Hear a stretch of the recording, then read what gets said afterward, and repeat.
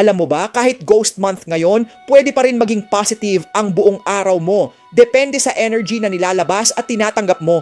Ngayong ghost month, maraming tao ang nagiging praning dahil sa bad luck na pwedeng mangyari. Totoo na mas active ang wandering spirit sa panahon na ito, pero hindi ibig sabihin na kailangan mong hayaan na maapektuhan ang araw mo ng takot at negatibong vibes. Ang sikreto ay nasa paraan ng pag-shift ng energy mo. Simulan mo ang umaga sa paghinga ng malalim at magpasalamat sa blessings sa buhay mo. Kahit simpleng bagay tulad ng good health, family o trabaho, malaking tulong na ito para maging centered ang isip. Pagkatapos, linisin ang paligid, tanggalin ang kalat at buksan ang bintana para makapasok ang fresh air at natural light. Kapag maliwanag at maaliwalas ang paligid, mas madali ring dumaloy ang positive chi. Maaari ka ring magsindi ng incense bilang simbolo ng cleansing at protection.